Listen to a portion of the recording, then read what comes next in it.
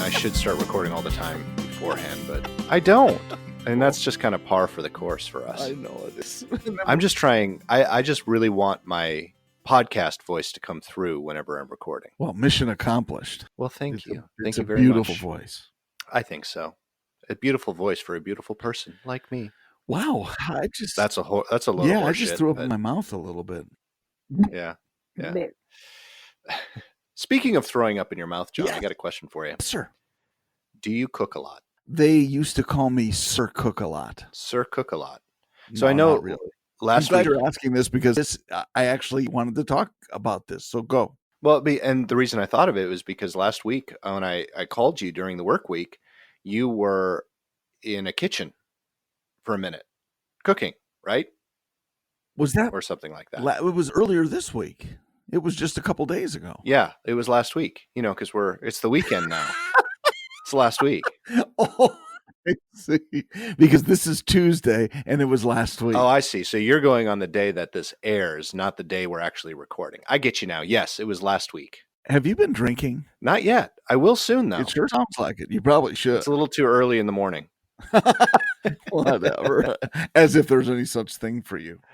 That's true. It's 5:00 somewhere, right? So I wanted to talk about that just for a moment because it's really kind of opened my eyes. And if you're not familiar, and I Nick about this last month when he called me in the kitchen. I'm just making up last month. Our church is doing it's kind of cool where they go out to serve the community we're in. And it's a small town of like 5,000 people. And what they do is find some needy folks around who need things done around their houses.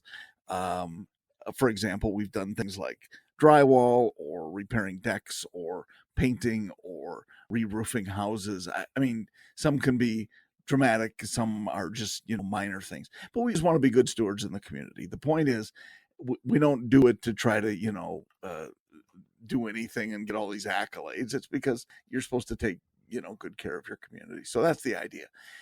What happens is we get 100-ish people to help in this effort every year, and we've done it for many years now, but we have to feed them. And so this year, instead, because I'm terrible with drywall and many other things, construction related, we decided that we would take on the cooking ministry, I guess you could call it, this year. And so we are cooking for between 100 and 150 people every day for, let's see, Wednesday, Thursday, Friday, Saturday, for 5 days in a row. Wow. And I've never done that before. So, there are, my wife, God bless her, is doing most of the work and most of the planning. And there are some precedents that were set from previous people that did it. You need this much meat for X number of people and so on. And it's been quite a learning experience because there are a lot of people who they go through, and it's a serve yourself. It's like a buffet line, but they go through and you got to constantly not only prepare all the food and get it all ready and everything, but you have to be ready to replace it. So you run out of cheese, you better have more cheese, or spaghetti, you better have more spaghetti. Especially cheese in Wisconsin. Well, yeah. And when I say when you run out of cheese, we actually probably have cows right outside that we milk and then make the cheese right there. I'm sure you do. Yeah. I'm sure you do. But anyway, it's been quite an experience for me. I don't know if you've ever done that. I mean, we've made for family, or you have company over and you're having, 20 people for Thanksgiving or something like that, but never anything to this degree. Have you ever done that?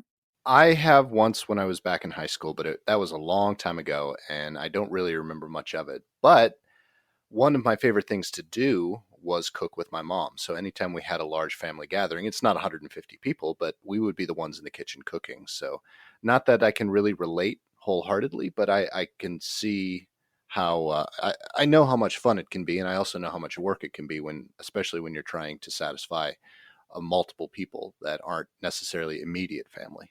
Well, and the good part is it's a church, so I think hopefully by nature they're thankful rather than judgmental. I guess it depends on the church. Yeah, I maybe so. mean, Exactly.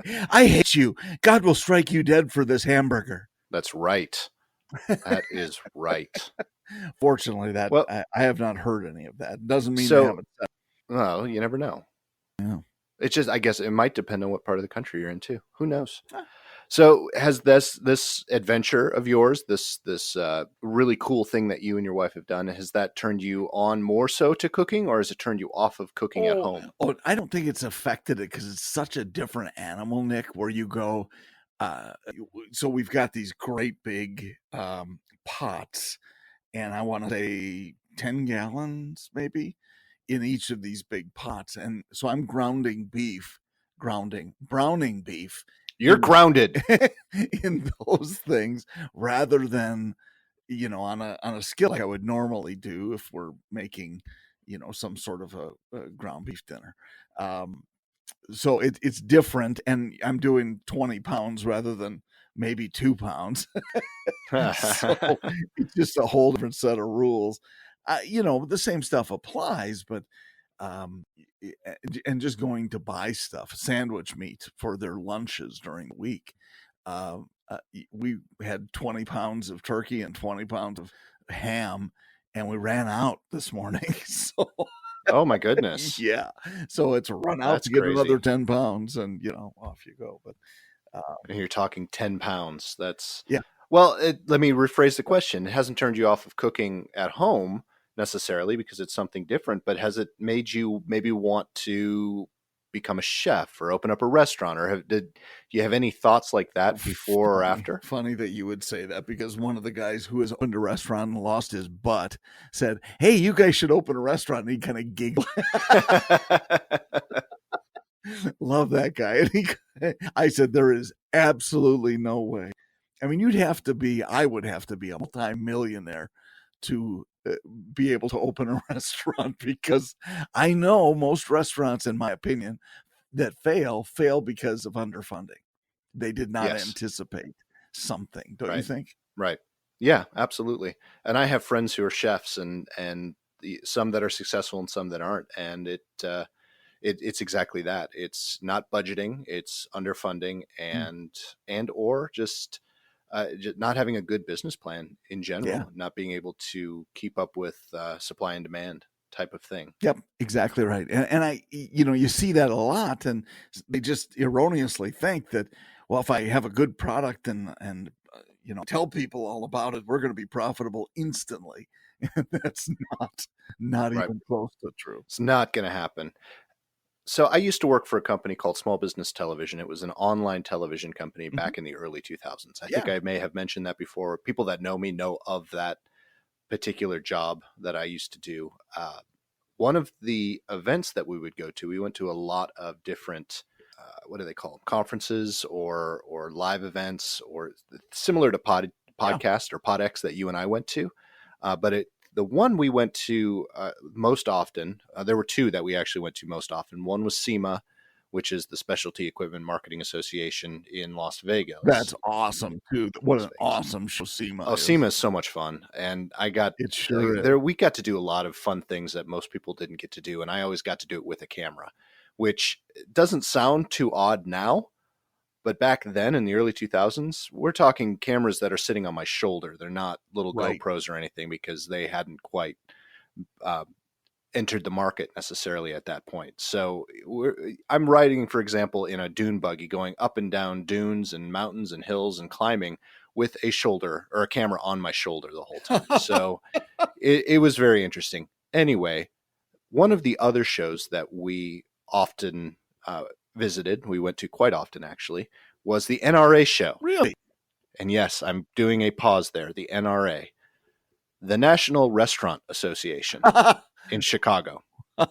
Yeah, see, I had to pause because a lot of people look at me funny, and I do it on purpose, the NRA. But the National Restaurant Association is a lot of fun, and it's massive. And it's in Chicago, which we all know is a foodie paradise. They've got a lot of different No doubt. restaurants.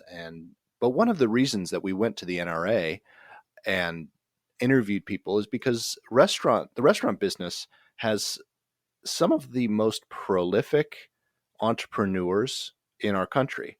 Also has a lot more entrepreneurs than most other businesses, but most other categories of business or industry, because restaurants go in and out of business so often. That's a great point. So there are a lot of people there, a lot of great information. And part of the charter of small business television was to educate small businesses or entrepreneurs or anyone looking to become an entrepreneur or start their own business.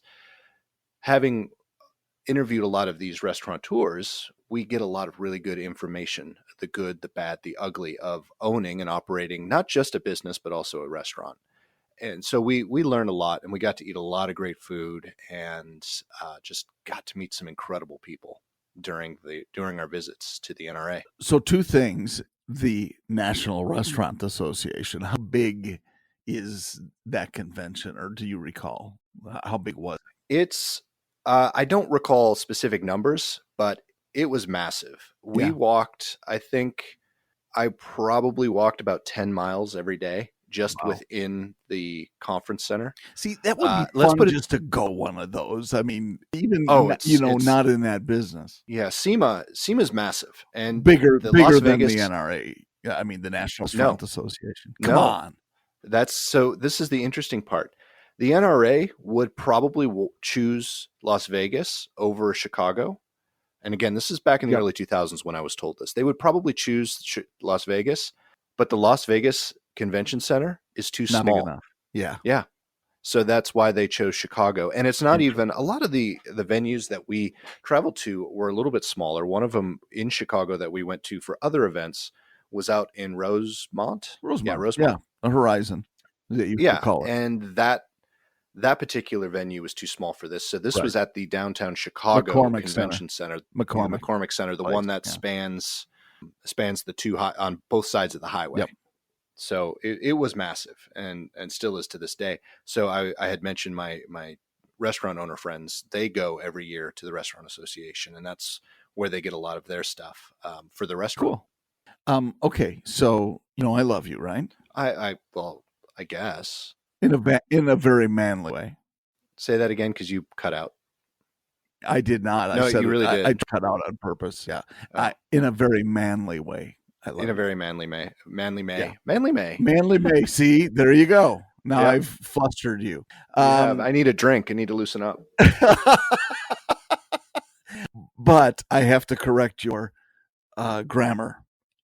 Please do. You said restaurateur. That's incorrect. Oh, what is it? It's restaurateur. There is no N in restaurateur. Oh, well, and you corrected my grammar for something I did not know. Now, let me say this to you because it's a very common error. In fact, so common that they have messed it up on the Food Network in doing announcements. Well, I'll have to admit that on SBTV we said that it said it the same way, restaurateur. And I have a feeling, I've never asked my current restaurant, how do you say it? Restaurateurs, how they pronounce it. But some of my other friends in the past have always pronounced it the incorrect way. With the N, yeah. So it is about as common, in my experience as a grammarian, as the word espresso. Oh, yeah. Oh, but also espresso drives me nuts. Well, me too. And yes, and I try to correct people. And my brother says that one, by the way. Oh, really? Yes. I say espresso. But I'm also a coffee nut. I'm not a restaurateur. You're not a restaurateur. No, you're not. Yeah. If you were, we couldn't afford to do this, probably. Exactly. We'd be too busy making waffles. But I'd be a lot more full. Yes, and we'd be really good at waffles, chicken and waffles. Yeah, very good at waffles. I don't know about chicken. I've never really had. I'm nervous about chicken. Oh, so? And this is actually a very good segue. Good job.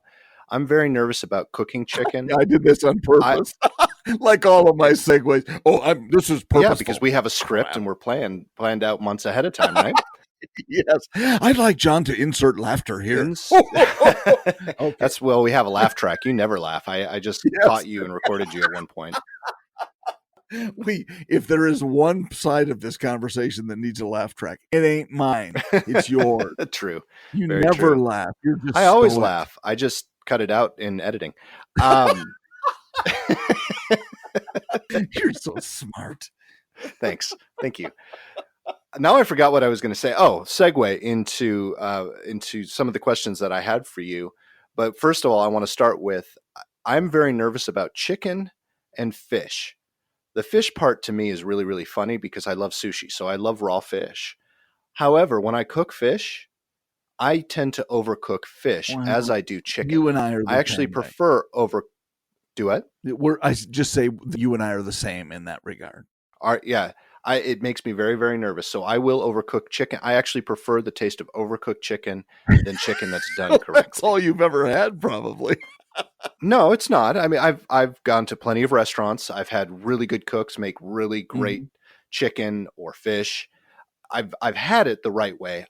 When I cook it, it makes me so nervous. Well, so I tend to overcook it. And I do actually appreciate it overcooked a little bit more than maybe I should. Here's a minor suggestion that I have learned from my lovely wife, who is much more of the flavorful chicken. She does a roasted chicken that's just amazing.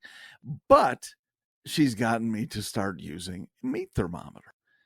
And that is I do use a meat thermometer. And then I'll stick it in. It says, for example, it'll say it should be at 140. I make sure it's at 180 before I take it out. So the thermometer doesn't really help because you don't believe the person who said 160 or whatever is the correct temperature. Correct. I need it to be 220. Okay, glad I got the thermometer. I need this thing to be crispy, which is really funny. You and I have gone to steakhouses before, and you know how I like to order my steaks. Me too. Yeah. I order a steak, rare or medium rare. Kind of. I still want it bleeding. I still want it mooing a little. Chicken, no. Pork. I have pork all the way done. I want that sucker to be done. So pork you can get away with if it's like a pork tenderloin or something like that. That you can do medium and a little less even. But I'm with you. Yeah.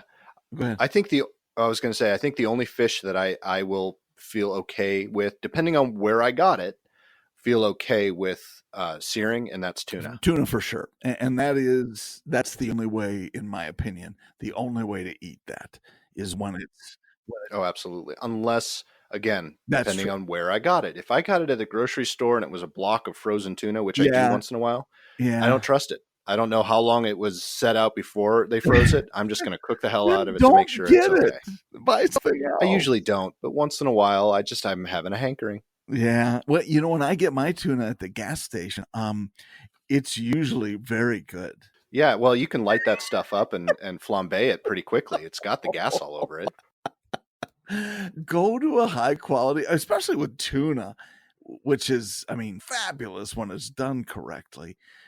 But go to spend a little more and get a good, a good one. The reason it's not about price; it's just about access.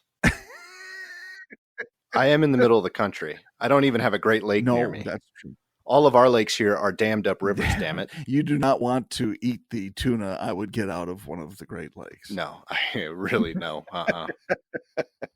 So I would say that if you get a good piece of fish, it's fine.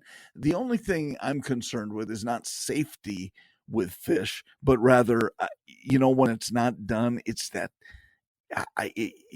Gosh, what's the word I'm looking for? It's like a slimy.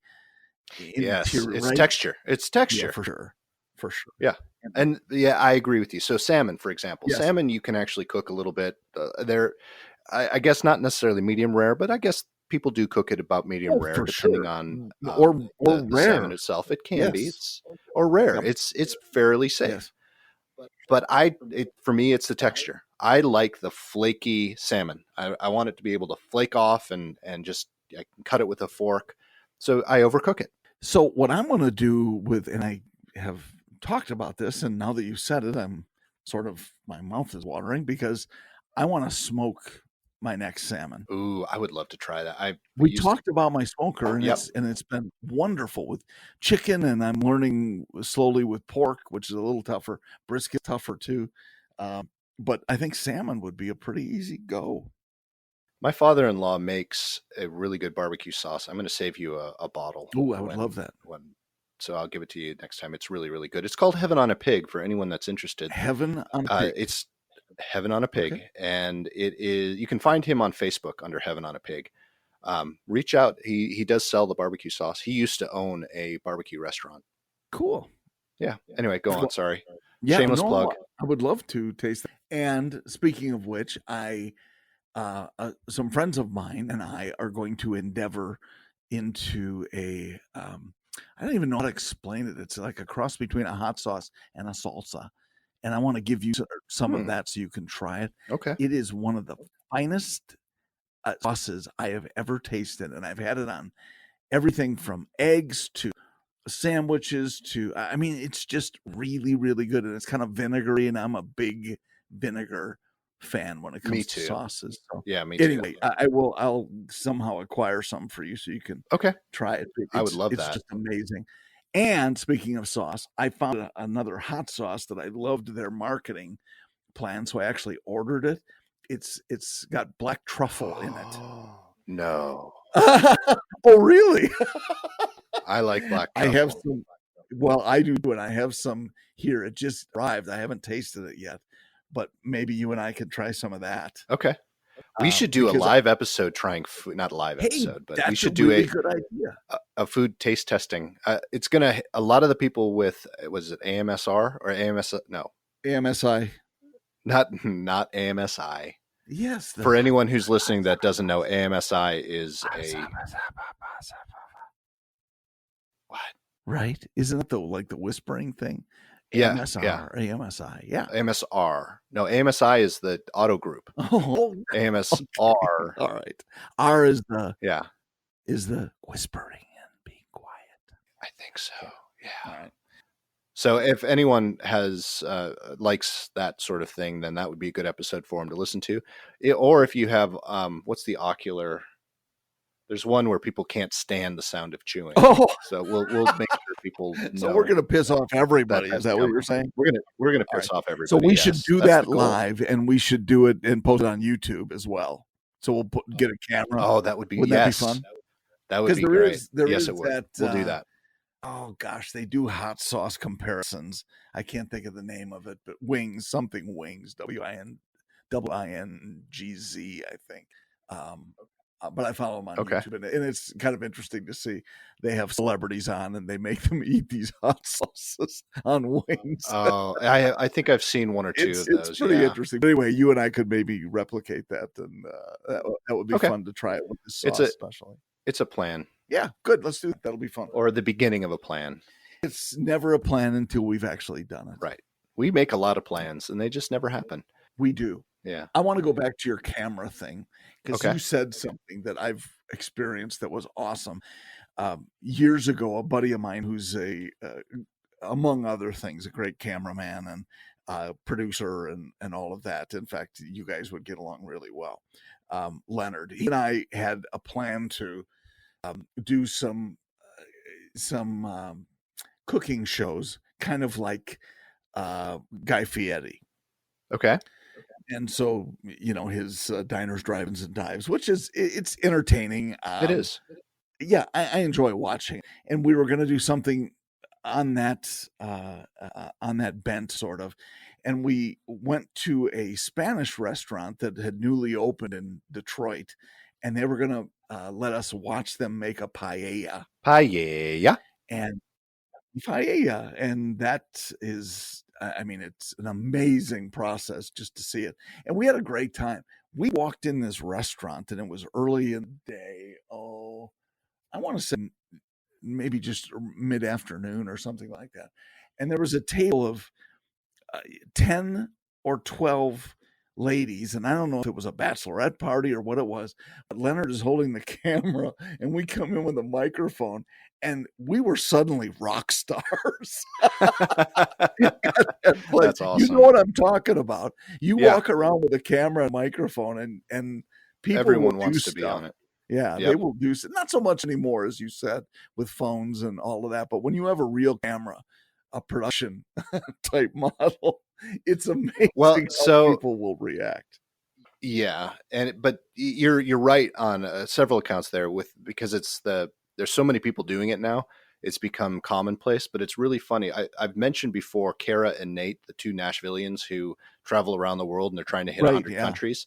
They, at the end of every video, they'll put a kind of a blooper reel in, and a lot of times you'll see people walking down the street as Kara and Nate are walking down the street talking to the camera. You'll see people jump in behind them and wave and follow them around. That'd be really It's funny. really comical that people still do that to this day. Yeah.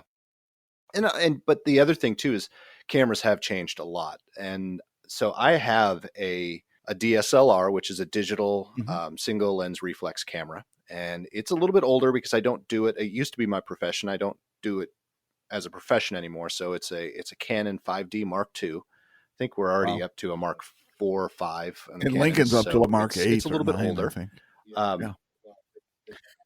Yeah. Well, Okay. they've been out about the same amount of time. It's a full frame sensor camera that shoots video, and it is high definition, not 4K, but it's high definition video. It's a very good camera, very expensive camera. I've got really good glass, which means lenses. I have very good lenses for it. My cell phone still shoots better video than that does. Isn't that amazing? It's astonishing. Because I'm just going to venture a guess, wasn't an expensive camera. What, my phone? No, your Canon. Oh no, my Canon was very expensive. Yeah, that's why it was not inexpensive. It was not inexpensive. No, and I bought it about 8 years ago. Still a great still frame camera. But yeah, the video quality. Now, if I upgraded, I'd probably get as good a video quality, or not, if not better, with some of the newer cameras. But still, I mean, this is a professional camera that I use that doesn't quite shoot as well as. But I guess to the real point, the cell phone. Can you mount the Canon on a selfie stick? You could, but you probably break the selfie stick. It'd be really heavy. Especially because I have all the gizmos and gadgets. I've got a huge lens, a 70 to 200 2.8 for those techie nerdy people. That's what I normally have on there, and I also have a battery pack extension. So it's not a small camera. It's massive. It is massive. You can say it. Does it look like one of the guys on the sidelines at an NFL game? Not quite that big. Those are 300 to 600 millimeter lenses that they usually have on there. So no, mine only goes up to 200. But you can do a pretty good zoom, I bet, can't you? Pretty good, pretty decent. And that's where phone cameras kind of fall short. Yes, well, so yeah, you can, but I don't use it necessarily for zoom. I use it for a depth of field. I like to take studio photographs. So if I take my camera, I can stand a little bit further back, and then I have a greater depth or a shallower depth of field because of the lens is so long. And up until recently, you couldn't really do that on an iPhone or any phone for that matter. But now the phones are getting so good that I have a very shallow depth of field, even with my cell phone. And you can have lenses adapted to your cell phone as well. Yeah, I've heard that. And I mean, is that something that real photographers or videographers will do? Depends on which one you talk to. There are some that are purists that will not ever even consider it and think that it's so much better. But then there are others that will go out and do it all the time. It really just depends. It's like anyone, even in the car business, it's hard for people to accept change, even if it will make your life easier. But that's always been the case, especially in photography. You've got these $100,000 setup rigs that you can do, and big fashion photographers use these things, and $10,000 cameras with digital backs and all that garbage. And then you've got there's one famous photographer who was one of the top photographers for the Sports Illustrated swimsuit edition. Oh, I've never heard of that a lot magazine. Of other fashion photography. I've never heard of that. No, it's a very obscure, very rare magazine. But anyway, he used disposable cameras. Did he really? For all of his photographs. Yes, he did. Yeah. I did not know that. That's very interesting. Yeah. That is very cool. If you can do so much with light, Right. and you have to have a very specific style, and that's what sets you apart, not necessarily your gear. Gear is just, it's a tool. And if you can be a fantastic photographer or videographer with very little, Yeah. if you know how to use your Mm. light, and you know how to use your subject, and you put people in the right poses, and you frame things right. And then editing is also a big factor in that. There are some photographers that refuse to edit outside the Mm. camera. They want to do everything in camera. And then there's some that I just want to take the picture, and then we're going to edit, and we're going to do everything in post.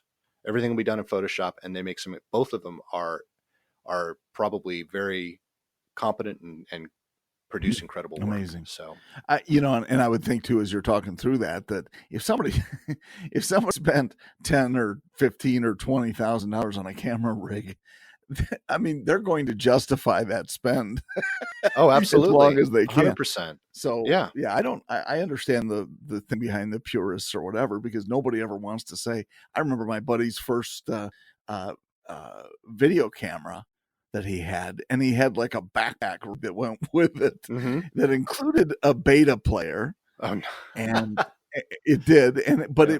the backpack itself probably weighed 40 pounds, Right. maybe 30, but and the camera, and he's going, it's cool. It was like a portable studio. Well, today it's on your phone. Oh, yeah, absolutely. Well, and Way we better all quality. we all fall victim to that.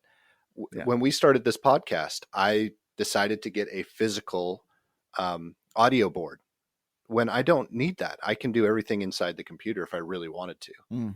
It's a little bit more expensive to do it that way. That was pretty much my deciding factor right now. But now I've got an actual physical audio level, or an audio board, where I do all of our levels and things like that when we're together. I don't really need that anymore. Well, so, but I too fell victim to that. What's cool though is when you and I are together recording, and then we take the soundboard down to the bar. Man, women hit on us like crazy. Oh yeah, right and left, especially in Nashville. Yes, because nobody's ever seen a soundboard in Nashville. No, not in Nashville. They're very rare here. They sure are. Very rare. And you traveling with your ukulele too, that really makes quite an impact. I have a ukulele, I do too, I didn't know, but now you know. I do, it's a Fender. So yeah, it's the last analogy I have for people that don't or aren't into photography and know what the hell I'm talking about. It's kind of like autonomous driving in vehicles. Yep. I think there are a lot of people that support having a car drive itself, but those same people, some of them are hard pressed to give up a steering wheel. Even though the car can drive itself, they'd rather still have a steering wheel in there for safety, for just comfort, or someplace to put their hands, even though the car is doing all the work. That's a good point. And there are people like me who, and I wouldn't say I fight that. I really like it. So, and you and I have discussed this a little bit, but my car, my wife drives a very nice luxury car, and it has some of those features. It's not autonomous, but it does stay within the lane. It has 10 or 12 cameras that ensure you don't hit things, and it'll automatically apply brakes and blah blah blah. But even with that, and as much as I enjoy that, I really do, I like having some control over the vehicle. I've always enjoyed driving anyway. Right. So I don't know if I want to give that up. And Yes, maybe me they're too. two separate things. Maybe transportation is one thing, but driving for the enjoyment of driving is another. I'm not sure how that will all transpire. I 100% agree. Yeah. And I enjoy driving up until I start dozing off at the wheel. Having something in there that will protect me and keep me safe and keep other drivers safe, so I can actually keep going rather than having to pull off and go to bed. Yeah, that's not as convenient unless that's a little bit extreme. You have a potty pod. Unless you have a potty pod. We need to get our potty pod going. Bill Taylor. But let's get, so yeah. Hey, Bill. Yeah. Well, he's been sending me stuff on Facebook about different things, Jeeps and campers and things like that. So oh, by the way, I do need to announce, I don't know if he told you, John, but we haven't announced it to our listeners. He was able to sell his 1976 GMC truck. Oh, that's so congratulations. awesome. What was our commission on that? We got beep. Was that a beep because you were swearing or because you were covering up the amount of money we've received? I was covering up the amount of money we received. Okay, good. I didn't want people to know we didn't receive anything. We got good accolades. Oh, I'm sorry. Shoot! We're not going to help people sell their vehicles if they think we're going to do it for free. Come on. Absolutely. Well, we got a lot of recognition from him and a lot more, we got at least one more listener. So, I mean, they paid for itself For sure. completely. Well, and I think But let's go back to I think go ahead. I'm sorry. No, I was just going to say I think the part of the deal he made in selling the truck was that the guy who bought it had to listen to PoddiMouths. Exactly. It was part of the payment plan. That's quite a payment plan. I mean, I don't know. So. I don't mind the money, but this PoddiMouths thing, I'm not sure I can handle those payments. You know what we should do next time is, in lieu of that, say, okay, we're going to sell this car for you, but the person who buys it has to listen to PoddiMouths and also has to donate at least $10 a month on Patreon. Hey, now that is a brilliant idea. It came from me. Of course it's brilliant. Yeah, that's why I sound so surprised. Yes. It is. It's brilliant. So we have gone way in another direction. I'm glad you're feeling better. Thank you. How are you feeling? I feel great, but you had a cold. A little cold. Yeah. A little cold up against cancer. They don't compare. Yeah, that's why a cold is much worse than cancer. So I just want to know that you're feeling okay.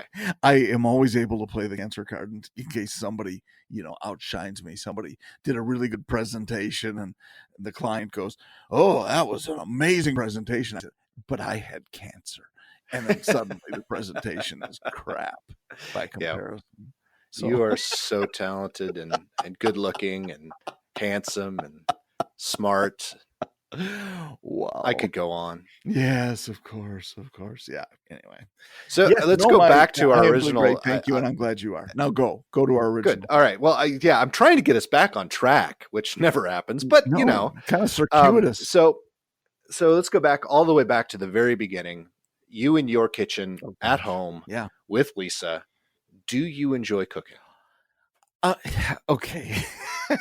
This is going to get me in trouble. Lisa is a wonderful cook, and she would probably give her mother much of credit for that because her mom was just a wonderful baker and chef and so on. And Lisa is just supremely talented when it comes to that stuff, and she's always she knows so much already, but trying to learn more and try new things and stuff like that. So I am truly blessed by her abilities in the kitchen. That said, I envision myself as sort of I can hold my own, so I might be her sous chef, but I'm down like 3 or 4 levels from the sous chef she deserves. So I don't like to get in her way and ask her if she wants me to help when she's making dinner. And most of the time she says, no, I'm fine. Yeah. So that might in itself be enough to tell you. Okay. All right. I'm not bad. I can hold my own. I would not starve if she were gone for a couple of weeks or something like that. I could probably somehow muddle through. And there's a Culver's nearby, so I could, drive through if I had to. Well, you are in Wisconsin. You're not in Minnesota. Yeah. Did you see the announcement earlier this week or last week? Are the Vikings folding? No. Worse. Minnesota is the first state in the United States to ban drive-thrus. What? Yes. Existing drive-thrus will be able to keep going, but no new drive-thrus are allowed to ever come into the state of Minnesota. Okay, now tell us why. Jeez. It has to do with carbon emissions, and the vast majority of drive-thrus you have to idle at, and when you idle, you tend to put more carbon emissions into the atmosphere, and so eliminating drive-thrus will eliminate a lot more of the carbon going into the atmosphere. That's right. The explanation. I'm sure that's going to make a huge difference. The numbers they gave were pretty impressive, and they used one McDonald's and said, it's X number of millions of pounds of carbon emissions every year just from that one drive-through, and then if you millions of pounds of carbon emissions. Yeah. from It's on the one weather. If you drive-through. guys have the weather app on your phone, you can find it. It's if you go into the video side of the weather app, you scroll down, it'll walk you through Okay. all the numbers. It's So interesting. At the very least, it's how interesting. about, no, it's not interesting. It's crap. It's more government trying to control what we do. So here's the thing. How about my car, or Lisa's car, which the engine shuts off when I go through the drive-through. I That park was and I my wait. The first engine thought. shuts. Yep. That was So are they going to have then. drive-throughs for electric vehicles only? Then Well, what? see, now you're making And sense. how about the Stop making carbon that's sense. burned to Well, either that is recharge? How we about the need to carbon go. that's burned to recharge those electric There you go. cars? Then what? Oh. I don't know, John. I don't have the answer to that. I'm just reporting the news. I'm not making it. Yeah, I know, and I'm delighted that you brought that up because I can see you're other passionate than about it. Vikings going under, this is one of the least favorite things I would want to hear. I mean, I want the Vikings around because you got to have somebody to make fun of. But I'm from Minnesota, and you don't hear an argument from me. I know, because you're not really a football fan. I like football. I just don't follow it. You like Green Bay Packers football. I do like the Green Bay Packers. Always have. I honestly already always have. Have I ever told you why? Have we ever talked about this on this program? I think we did, but refresh our memory, our collective memory. Because I like money, and the Green Bay Packers are the only publicly owned company. That's true. Or publicly traded football team in the country. Well, really publicly traded. They are owned owned by the fans, right? Yeah, that's what I meant. Well, but they don't really let you in. I do have a share, which is somewhere. Right. I don't have a share. Yeah, I have one, and it cost me $80 about 15 years ago, and it gives me no rates whatsoever. No, but it's just neat that it's owned by everybody. I agree totally that because, and that's the only way it's survived. The team is Green Bay, right? Because otherwise they could never, NFL's what do they call it? It's not collective bargaining, but it's like how they pay across the board. They kind of pool all the TV revenues and things like that. So it's broken down. So they can afford to stay in Green Bay. Right. But it's an interesting concept, and certainly good, because no matter what, they're not leaving Green Bay because the town owns right. them. Exactly. And that's why I like them. Yeah. But that's not necessarily true, because I used to own part of the Florida Panthers, and they that all ended up very badly in the end. Yeah, it kind of did. Yeah. And when you say you own, were you like the majority owner? Oh, God, no. It was 10 shares. I had 10 shares in the Florida Panthers. I think I just wanted to make sure we were clear on that, so people didn't think you were just crazily wealthy. I am. Well, we already know I am. We talk about it all the time. I just didn't want people to know that. There's a difference, though, between wealthy and rich. Oh, big time. The players can be, the owners are wealthy. Yeah, exactly. That's usually what I hear. Yeah. Yeah. So I'm one of the owners. You're not necessarily, you're not the only guy to what? I said I'm one of the owners of the Packers with one singular share. Which one share? Hey, you own a part of the Packers. Yeah, that's all that matters. But that's okay. It's worth something. Oh, it's all, yeah. It's actually not. I can't sell it. I can't do anything with it. It has zero cash value. However, it's worth something. I'm not talking about cash value. Fans, exactly. Yes, you're right. You can make, because you have that, you have all the right in the world to make fun of the Vikings. I'm not. So you had mentioned something about Lisa getting her talent from her mom. Yes. That leads me into my next question, which is something that my family has experience with. Mm-hmm. Does your family, or does her family, have a family cookbook that's followed them down throughout history? No. Or recipes specifically? Certainly recipes, yes. Her grandma used to cook with lard. Nice. And if you've ever had, let's just say cinnamon rolls or something like that prepared with lard, you will never go back to anything else. It's very true. Just incredible. But yeah, I mean, they have certain recipes. Her mom used to make a rum cake, which was my favorite. And so she'd make it for me every year for my birthday. And I'm it's, sorry, all I heard was rum. oh my gosh, it is unbelievable. So we'll have hot sauce, and then I'm going to force feed you rum cake too. Maybe we'll put hot sauce Again, on the you rum. had me at rum. Anyway, You had me at rum, John. You had me at rum.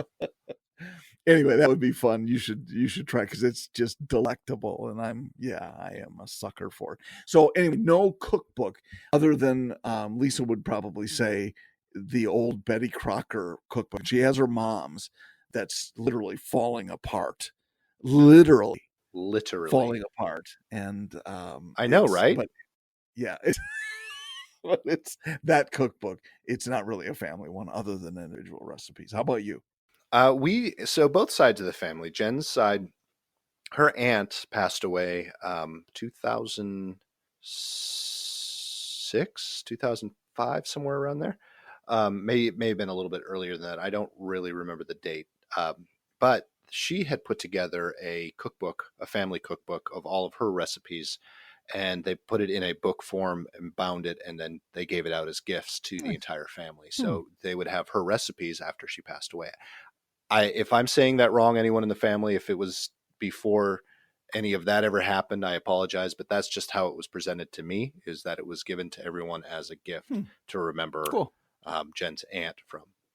My mom also did something very similar. It wasn't before it was technically before she died, because she was still alive, but it wasn't because she knew she was going to pass away. She did create a small list of family recipes that went all the way back to my great grandmother, Cool. and some of the Dutch recipes that we've had. So we do have something like that. And I built a little website for my wife's family and included everyone on it. We don't have very many recipes up there yet, because I've just like our posting on social media, all of the stuff that I say I'm going to do, I just haven't had the chance to get Yes. anything else up there, since I happen to be the only one to have access to that website. Anyway, So the only thing up there currently on the recipe website is what? Pancakes and hot dogs? close, chili.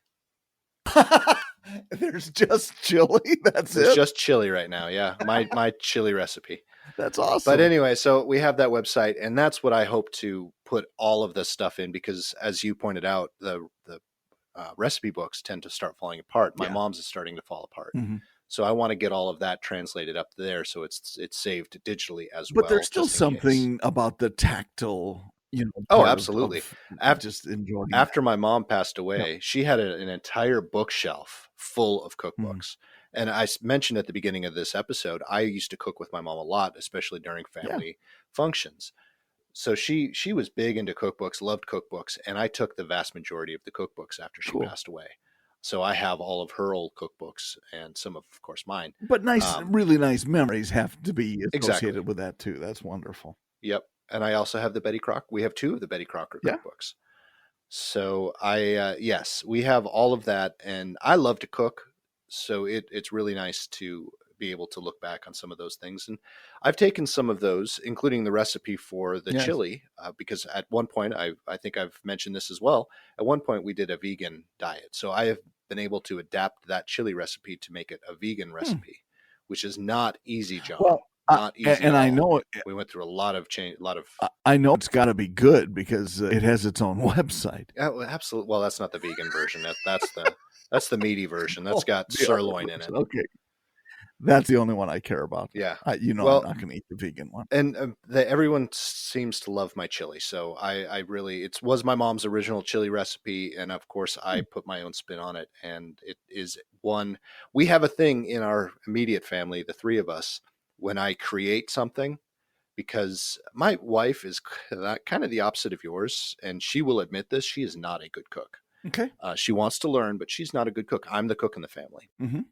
But when I'm on the road all the time, obviously she has to make meals for herself. You don't make meals ahead for them? Come on. Well, we'll get to that.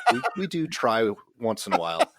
That's a whole leftover thing that I have an issue with. But okay. She will go out and shop for them. Yeah. So she buys a lot of mac and cheese, because that's what my daughter will eat, and she buys a lot of salad materials, a lot of rice, mostly vegan stuff. We don't have a lot of meat in the house usually, but it's stuff that she can do quickly, because they get home later, and homework and all that stuff gets in the way, right? So when I come home, and this pisses her off so much, I haven't done any of the shopping, and she would love a meal. So I'll go and look at the cabinet, see what we have, and I'll create a meal out of whatever we have. That's And pretty the part cool. that ticks her off is the fact that it's good every single That's time. pretty cool. Good for So a you. lot of times we'll sit there, and if we like it, I'll look at everyone and say, is this on the menu? So we actually have a menu of items that we'll cook regularly, or that I will actually leave her directions on how to cook so she can cook it Nice. when I'm gone. Nice. Yeah. So that's kind of that side of things. But Is there a website? I mean, I think I can't remember if I've actually come across it. I know I've searched for it more than once, where you can enter, let's say, 10 items that you have in your cupboards or wherever in the fridge, and it gives you ideas about what to make based on those items. I think there is. I've only I think ever there is used the too. bartending version of that. But yes, I do believe that That's pretty exists. funny. That's pretty funny. I do what I can. That's really good. I like it. Well played, sir. So, is there a favorite recipe you have of Lisa's Oh gosh, truly, besides the rum there are cake? so many. She did something. We have a probably 360 degrees, 180 degrees rather from you is my love of meat. So, Well, no, hold on. Let's clarify that. I love meat. I love meat. I would eat meat every day, all day long. I but just know that if I do, I don't feel as well oh, I as see. if I limit it to once or twice a week Okay, at that, 90 degrees at the from you, most. maybe. Okay, maybe 40 Okay. degrees. Well, I that's don't know, 6, but 40. 40 is good. I'll we agree with 40. have a meat market that's 8 miles from our house, and we love them, and it's a wonderful, oh my gosh, great quality food and so on. So we will go there usually once every couple weeks and kind of load up on some stuff. I'm a big filet fan, and when you and I went out for steaks, I think both of us had filet, didn't we? We Yeah, did. and you Yep. felt like crap for days. Anyway, the I did actually. I don't know, leave that alone. I think you had a cold though. I was probably starting a We cold. I picked up some fillets and they were delightful. Probably, and I'm not talking about big. I'm talking about 8 ounce, maybe 10 ounce fillets. Lisa made them in a sous vide. Ooh. Oh my gosh! And then she finished them in, and I had no idea what a sous vide was before a few years ago, from a good friend who uses one and is an adept culinary expert, Okay. and she mentioned it, and so I bought one for Lisa a couple Christmas. Was it a full on, or is it just the wand that goes in a tub? It's well, I mean, it's both. I bought the tub, I bought the wand, Okay. and yeah, and as it turned out, I bought the steak. So she she put them in the sous vide, did that whole thing, and then pulled them out at just the precise time and finished them on the cast iron on the stove. Nice. And She I seared him. won't tell you what she did to finish them, but it was naughty, and I'm sure my cardiologist wouldn't like it. Anyway, it was Let me guess. It it had a lot did. to do with butter. Butter and thyme, and oh my gosh, That's it the was only way to do incredible. it. No, I love those sous vide things because you can do something like that. You can sous vide a steak, for example, and you could put it Yep, in there in the morning, set a timer, or yep. just let it sit all day because all it's Mhm. doing is staying at the same temperature the whole time. So it never really changes the inside Well, of the that's steak. correct, and she has the app on her phone, which allows her to, do everything, control all That's of it, awesome. start, finish time, all of that, and so, anyway, that's certainly one of my favorites just because of how she prepares it, and this is, I think, the second or third time she's done it. We've tried several things with steaks like that because we both enjoy that, once a week, maybe every other week or something like that, but, nice Sure. a good meal like that. So anyway, that's one of them. She really has. I mean, there are so many things that she's made where I go, man. And I'll admit, I'm kind of an easy target too. I'm not, it's not like I Right. don't like food. There's very little. I'm not a big fan of anchovies. I can take them in, really small amounts. Other than that, Okay. I pretty much will eat anything. At least U.S. based stuff. I haven't had monkey brains or anything like that. But, How do you know? maybe I have. To my knowledge, I haven't. Well, yeah, I was going to go really dark there, but I'm going to pull back because we're getting close to the end here. But I do have one question because you had Thank mentioned it goodness. earlier. Do you Yeah. prep for the week, or does Lisa prep for the week?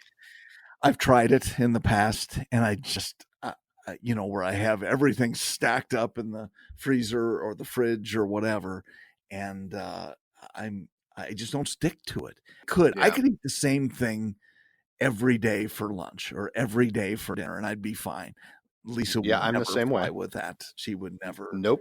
That would not happen. Neither would So, yep. Jennifer And so I or just, Peyton. I kind of do whatever, and I'm sure Peyton wouldn't, and Michael never would have either when he was growing up. So, yeah, it's I've tried it. It's a challenge, and then, as you know, when we travel, so what? It sits in the freezer, and then I come back a week later. Yeah. I've got, you got to thaw it out. veggies in there, Yep. all frozen. Yeah, and I don't do well with leftovers. I don't like anything over a day. It's out. My wife will eat it as long as it doesn't have fuzz on it. And Yeah. on some things, if it has fuzz, she might just wipe the fuzz off. I can't do that. If it's a day old, I'm done. I'm out.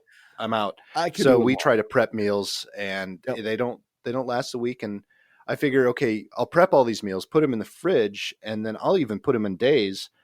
And then I find that something happened and they get off the schedule, and then those things sit in the fridge for Yep. a week. And of course, I'm not going to eat them when I get home. So prepping doesn't do well for understood. us. One thing I would like to do before I wrap up, and I'm only saying that way because it's about wrapping things up. You're so funny. I want to get I know. one of those air extractors where you put all of your food. You can prep all your food, one put that it in a works like bag, crap. sucked all those. Maybe I bought Does a it? cheap one or something. It was like $100 bucks, but it doesn't work great. And we thought the same thing. Oh, Well, this that will be well. sucks. Maybe there are some that do, or maybe I just got a bad one. But yeah, they're just not awesome. Mine is not awesome. Yeah. I put and what happened. Well, the idea behind the idea is what Go ahead. happened, and it made me mad. Is I had a couple of nice steaks that I did the extraction and put them in the freezer, and for some reason the air got in, and they were frosty within a couple of days. And I was like, "Come on!" Yeah. So anyway, yeah, sorry. That was well. Yeah. I was going to say that the whole idea behind that, and then you had mentioned the sous vide, is you can supposedly prep all your meals like that, and then prep in compartments. So your meat and protein in one section, you've got your vegetables in the other section, your cooked rice, and you suck all the air out, stick it in the freezer. And then the morning that you want that, you just pull that particular meal out, toss it in the sous vide, and then it's done by the time you get home. Cool.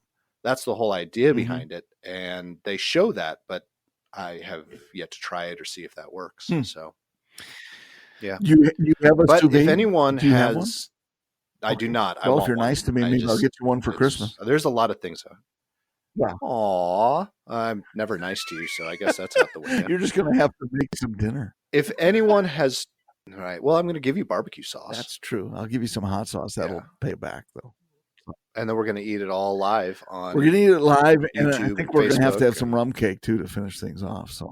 Yeah, and people can find us where and watch those things if they find us on YouTube or Facebook at facebook.com/PoddiMouths. YouTube is /PoddiMouths as well.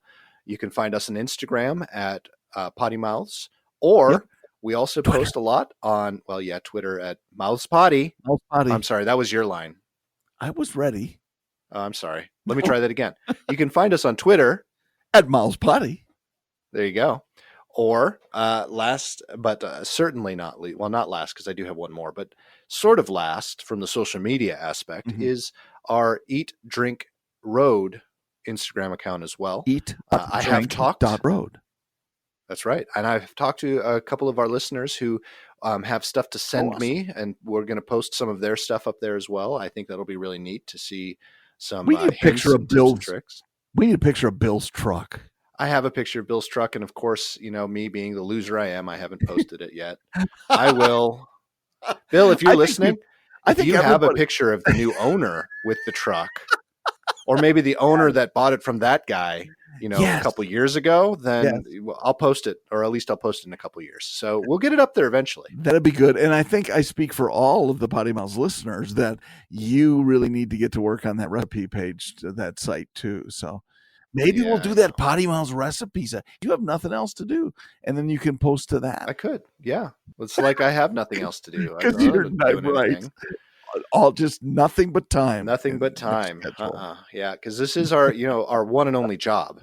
This PoddiMouths. This is all we do. Yeah. They only work an hour a week. That's right. What's wrong with them? Well, it's an hour and 2 minutes now. I'm going into overtime.